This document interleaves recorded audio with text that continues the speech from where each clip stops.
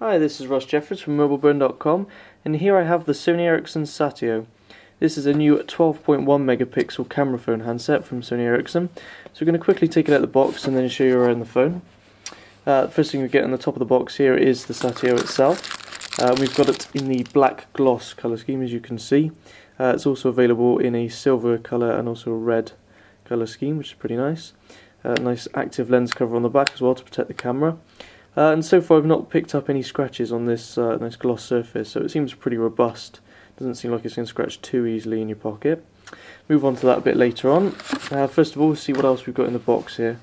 So first up we've got the European charger, as you can see. And it's a standard Sony Ericsson port, like we've seen on many other Sony Ericsson handsets. So no micro USB or mini USB here, unfortunately. That pops straight in the side there, and then we've got another port in the back of that to connect a set of headphones or a data cable, so you can charge the phone and listen to music at the same time, or charge the phone whilst you're loading up some data or taking some data off it. So it's not too restrictive, at least. We've also got a micro SD card reader, which allows you to just pop that straight in the side of your laptop. As you can see here, it goes straight into USB, and you stick the micro SD card straight in the side there. Then you can load up music or take photos off the card and download them to your computer a bit quicker. The micro SD card in the Satio is actually an 8GB card. Comes preloaded with the device, and you can see it's a class 2 card as well. So it's pretty good bit of storage to start you off. 8GB should keep you going for a short while. We've also got a USB data cable, as you can see, USB again to the Sony Ericsson port there at the end, so that can pop straight in the side that we showed you before. And then the headphones. Now, unusually for a camera phone, it comes with a pretty decent set of headphones. As we can see now, we've got some nice earbuds of different sizes, so you can change them out to see whichever ones fit your ears the best. And then the actual headphones themselves are pretty good quality. The sound from them that we got was quite warm and quite clear. So you could quite easily use these as your normal headphones. As you can see, they've got a 3.5mm standard headphone jack on the end as well, which goes into this adapter that you can see here. So we've got the Sony Ericsson port here, and then the adapter which goes to a normal headphone port, so you can put any old headphones in there. You don't have to use the Sony Ericsson ones if you don't want. But the bonus of having this little adapter is that you've got this button for answering and ending calls, and also the microphone pinhole as well. So if you plug your headphones in the end, you can still make calls, which is pretty nice. There's also a little clip there just to clip it onto your shirt or whatever. Also in the box we've got this stylus. It's a resistive touchscreen on the Satio. Unfortunately the stylus doesn't slide up into the body. Instead you can sort of clip it onto this little bit at the bottom here, this little lanyard loop. So that hangs around the bottom. And then that just pulls out, as you can see there. It doesn't extend any further than this, that's the full length of it, but you can just use that on the screen.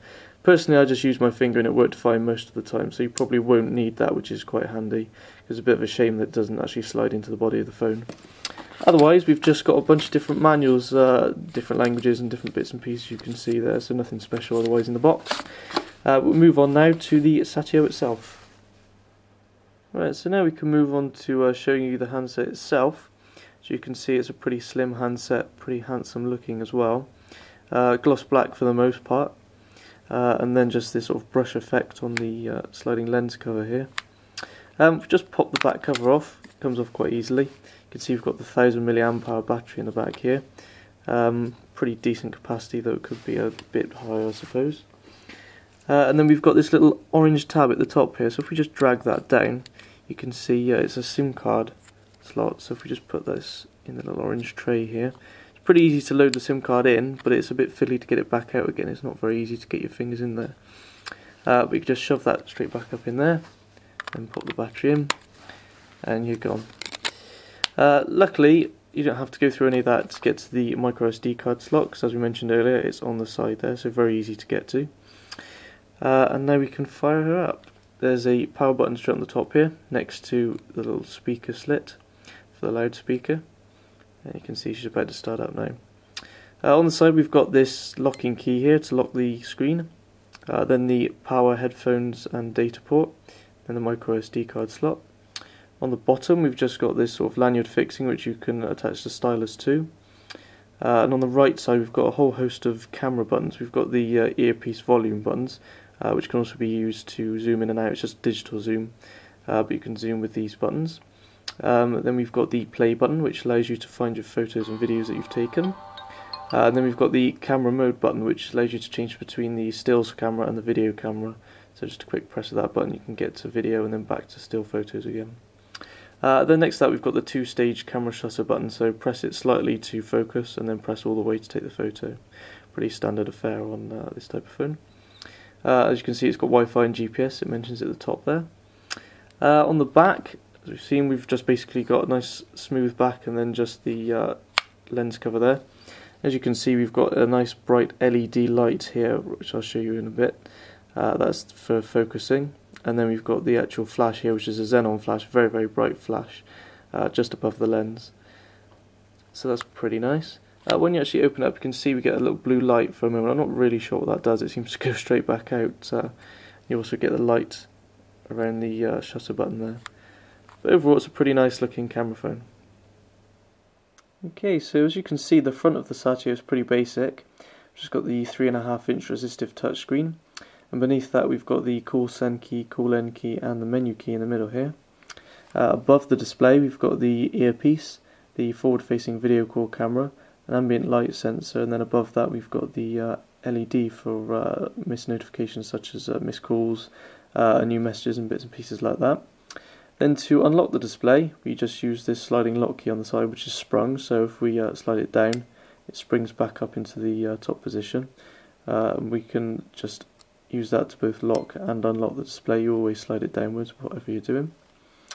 And then we've got Sony Ericsson's new sort of home screen here. Got some different icons at the bottom. This is for the dialer, so it takes you straight into the dial pad there. Then we've got the gallery for music, videos and photographs. Then we've got the messaging key and a search key. For some reason we've then got a huge music key here, just to take you into the music player. Not sure why that's much bigger than all the rest. And then above that we've got some more little shortcuts along the top here.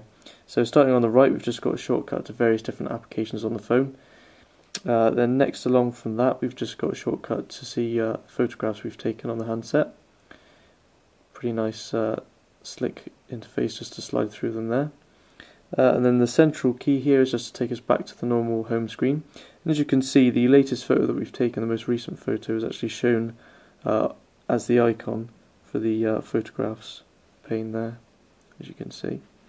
Then moving along to the left of the home screen, we can see we've got the web browser favourites, so you can set new favourites to be there, as we've put mobile burn in there, as you can see. So you can just quickly go to any of your favourite web pages. And then along to the left from that we've got your favourites for contacts, so as you can see, put our favourite contacts in here and you can remove and add them as you please. So it's a pretty easy to use interface, pretty nice, pretty quick to get to anything really that you want to use on the phone, but you can otherwise just go straight into the main menu by hitting the main menu button at the bottom there.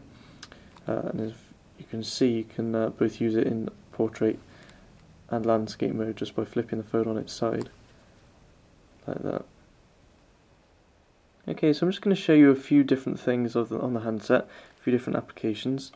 We're going to start, as you can see, most of the menus are like normal S60 menus, just an array of icons, except they've been redesigned by Sony Ericsson to look more like a Sony Ericsson handset.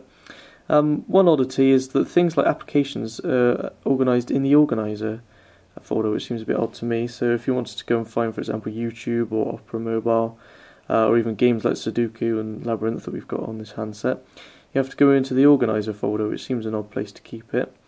As you can see, we've also got things like notes and a PDF reader, Quick Office, which is just a limited version just to view documents, not edit them, although you can upgrade it. But all things like that are all kept in the organiser folder here. Slightly different from this menu though is the media menu. So if we just hit the media key here, you can see the whole background and everything changes, and you've got these sort of moving dots of light floating around in the background, and a completely different menu layout to what we've seen before on the handset. This is quite usual for Sony Ericsson, though we've seen this before on Sony Ericsson handsets, but it just seems a bit odd that the whole menu changes just for the music, photos and video. As you can see, it takes us straight into different photographs and things, and we can view our photos in different ways. And you can quite easily slide through your photographs, as you can see there, or flick the phone on its side again, and that takes us into the landscape view, which allows us to flip through sort of in a full screen view. Unfortunately, there's no pinch zoom. Obviously it's a resistive screen, so there's no multi-touch. You can't pinch to zoom in. So zooming into a photo is a bit of a nightmare. I'm not even sure if there is an option. Oh yeah, there is a zoom option there, and you can zoom with buttons at the side, but it's not particularly easy to get to, and it's not particularly quick. If you're showing off your photos, you don't really want to have to go trawling through all different options to find how to zoom in. Anyway, moving on from that, I'll just show you the web browser quickly. So if we just go to the tab at the top here and see our favourites, and then I can just go straight onto Mobile Burn. And the HSDPA connection on the Sony Ericsson Satio is pretty quick. I think it's the fastest that I've tested so far. So pages are loaded up pretty quickly. As we mentioned before, it's also got Wi-Fi, so it can also load pages up from your home Wi-Fi or any Wi-Fi as you roam. And generally pages are loaded pretty quickly. At the moment it's not showing a HSDPA connection, so it's taking a little bit longer than usual. But we'll just get that loaded up and then return. And so as you can see, it's started to load it up a bit quicker now. We've got a HSDPA connection, little H at the top there that you may or may not be able to see in the top corner. And it's still just loading up at the moment, but we can actually see the page now and move around. The processor, I believe, in this handset is quite a quick one. It's 600 megahertz processor, so a bit quicker than most phones seem to get these days. But it's still a bit slow. I'm not sure if it's the actual processor that's slow to react, or if it's just the screen not being very responsive, but it's not the easiest to move around on the Sony Ericsson Satio when you're trying to view the page. You've got to sort of press and drag and try a couple of times in some instances to actually move. So it's not as slick as some phones can be on the internet. As you can see as well, there's no multi-touch, so again we're trying to zoom using this funny zoom bar at the side, which is brought up using this zoom key at the bottom. And despite the plus in the middle of the icon there, you can actually zoom both in and out using that button. So it's an okay experience. As you can see, the page is actually loaded up quite well. We've got moving ads, flash adverts, and different bits and pieces at the side as well. You can see everything's loaded up as you'd expect to see it on the normal web browser. And we can even flip the phone round to landscape mode, so you can see that in landscape as well. Though weirdly, you don't really get much more on the screen in landscape mode because these keys stay up the side here and get in the way. I'm not sure if it's possible to have a full screen view. There we go. So you can get it in full screen, which makes it a bit better. But then if you needed to zoom in or out any more, you've then got to return straight back to the keys at the side of the screen to get to the zoom option, which is a bit of a shame.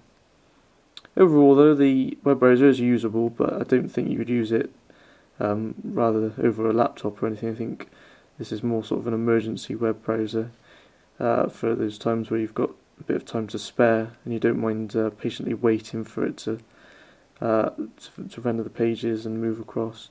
Definitely not as slick as some handsets I've tried.